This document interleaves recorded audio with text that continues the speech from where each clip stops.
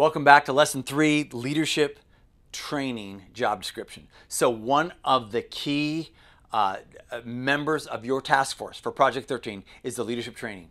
Now, as I mentioned before, this is what many leaders feel like this is their real church. So training is something that, one of my mentors always said that he's turning followers into leaders. That's what he's doing all the time. And if you talk to any leadership gurus, that's what they're doing, always trying to help people become leaders. And some people might argue, well, not everybody's designed to be a leader. Well, that may or may not be true. We're all designed to lead people to Christ, right? So in that sense, we're leading with our life, we're influencing with our life, that kind of thing.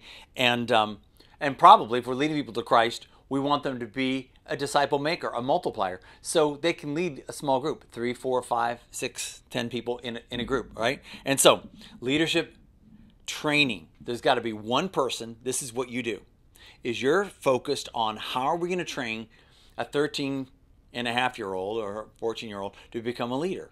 You don't have to wait till you graduated with a master's degree or an undergraduate degree or a doctorate or whatever to become a leader. You can start where you are, okay? So leadership development. I love how Jesus, when he sent the guys out, he goes, you're out like lambs among wolves. He goes, I want you to go out and preach and teach. Like, remember, these guys weren't even born again yet, right? Arguably, he hadn't gone to the cross. But he sent them out to preach and to cast out demons and things like that. And he says, I'm sending you out like sheep among wolves. In other words, like lambs among wolves. You're not even sheep yet.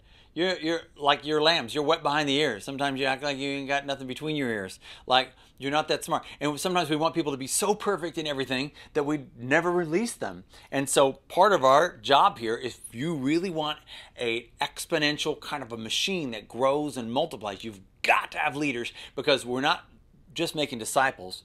We're making multipliers. We're making somebody who's going to be able to multiply themselves. And that's what happens when they become a leader and they get into leadership training.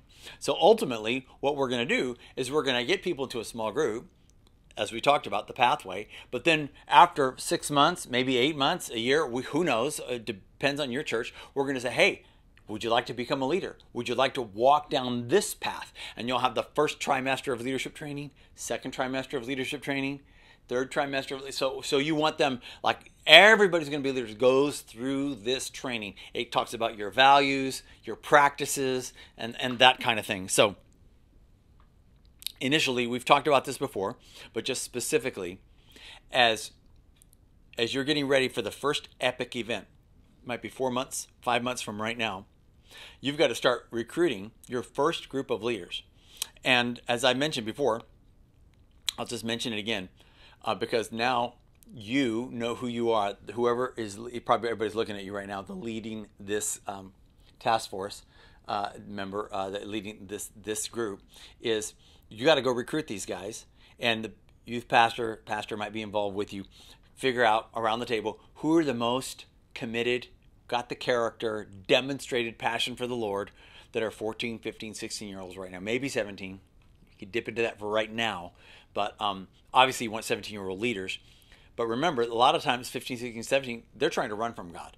They're trying to be cool, too cool for school, blah, blah, blah. So you don't want to just get anybody that's cool. You want to get people that have really shown themselves. Ultimately, when you develop the whole exponential plan, you'll have a lot of 15, 16, 17 that really love the Lord, and they're deep because they started when they were 13. But right now, you're going to catch the ones who want to be caught. Don't try to catch the ones who don't want to get caught. And you approach them one-on-one. Go get a coffee, go get a Coke with them. Don't try to have a small group meeting. Don't announce it from the front. And say, hey, listen, we got this big vision. We got this whole thing that's called Project 13. We're about to launch. And we want you to think completely differently about what it means to be in youth ministry. And we think we need a lot of leaders, and we think you're qualified. You might be qualified. You can always say might, to be one of those leaders. So you're recruiting them one-on-one. Say, this is what it's going to mean. We're going to meet once a week for an hour between now and, say, 4 months from now, when this epic event happens. And then we're going to have this epic event. You can tell them something about the vision. It's going to be incredible. We need to be ready by then. During the time together, we're preparing you to be a leader of a small group. We're going to be going through the First Steps in Christ together because we want you to know what to bring them through. We're going to be going through leadership training together because we want you to know how to be a great leader. I know you might be only 14, 15, 16, but I see a leader inside you. We're going to be reading books together, that kind of thing, going through leadership training together. So you're preparing them that, count the cost. You're going to have to come an hour early or stay an hour late or meet early on Friday morning, whenever you want to meet, but it's going to be a time constraint, and stick to that. And if they don't stick with it, then you say, you know what, maybe you should be a leader right now. You can come back and try it again for the next time. Like, don't take a bunch of excuses. You really need these people. It needs to be an honor. Like, they completed this training in order to be a part of it. So find them, focus on them, make sure they're qualified. Character is most important, not coolness, right? And then the training. So how do you do the training? How do you train the first group? Well, first of all, I would encourage you, two things as I mentioned, to walk through the first 4 weeks, welcome to the family. If you don't have that curriculum, what you want the person who comes to Christ when they're 13, the first 4 weeks, their initial steps in Christ. If you don't have that, you can get it for free on the Pathway to Freedom if you'd like that. Look through that. There's something for them to do every day in their quiet time for the first week of their faith, second week of their faith, third week of their faith, fourth week of their faith, and then what to do during the small group time as they come for their small group before, like, the actual youth service or the Sunday service. They're coming to meet with their Connect group leader and then go to the main service. So you want to take those 4 weeks, and when you first meet with your first group of leaders, say, listen, over the next 4 weeks, I want you guys all to be going through this because this is what all the 13-year-olds are going to do when they first come to Christ. And there's something for you to do every day in your quiet time. We're going to have a conversation about it because literally, you can't take somebody, you can't lead somebody where you haven't already gone. So you're helping these guys go somewhere so they can take somebody else down that path, okay? And ultimately, what you're going to do is you kind of you're giving them a double barrel shotgun. You're giving them training in Christ the first 4 weeks, and then you start them on the first trimester, right? Because you've already had that developed. The other person on your team's developed that. So they do the first four weeks, and then they do the first trimester. Meanwhile, you're also, the double barrel is giving them leadership training. That might be reading from some of the leadership books I mentioned earlier to you. 1 chapter a week. Let's talk about it. Other kinds of things where you're training them to be leaders. Ultimately, this is what you want. Before the first Epic event, you're going to have gone through those 4 weeks and then gone through maybe half of the trimester, the first trimester of your growth path.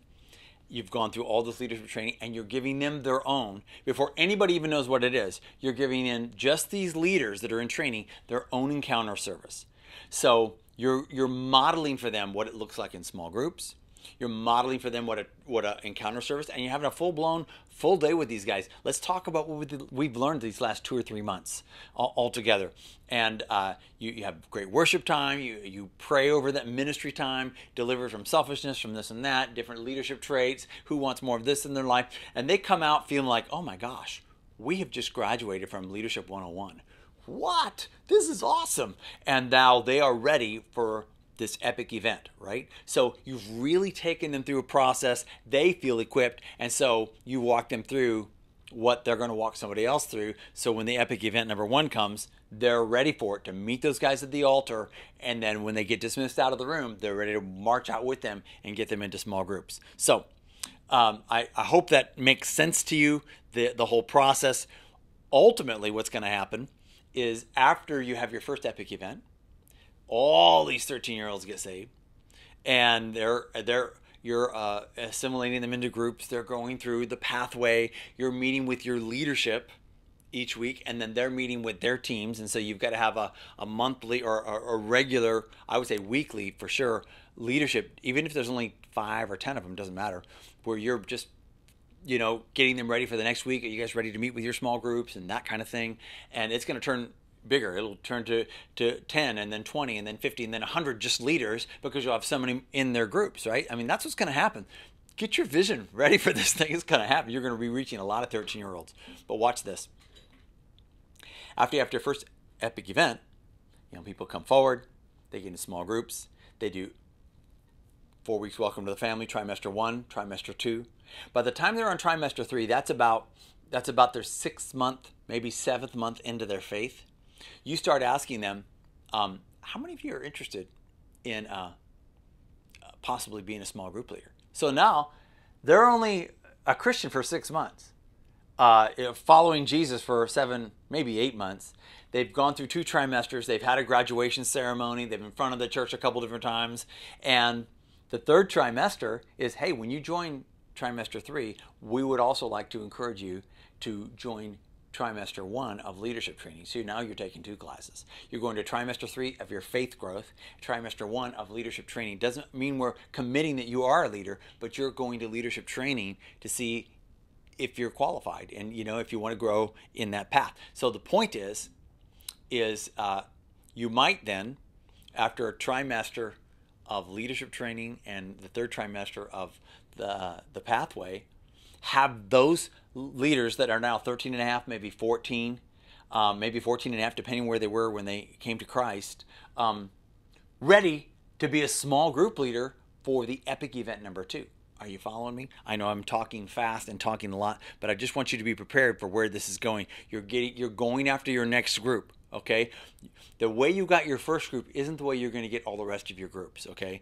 You might tag on that second group of 13-year-olds, a couple of 14, 15, 16-year-olds that got left behind on the first one, or that you feel like they've got some character, but don't just feel like you have to go after them, because actually your best leaders are going to be the ones that come to Christ and they are walking down trimester 1 and 2, so they've got a whole new normal in their life. You're not taking somebody who had an old normal and teaching them a new normal, okay? So, leadership training for youth. We're expecting them all to rise, all to go through the training and develop their character so they're qualified to be leaders. So, I hope that's encouraging to you. I hope that overview helps you. I want to encourage you to go back and look at these slides again, print some of these things out if you want, and I believe it will help you to go through step by step what needs to be done to prepare.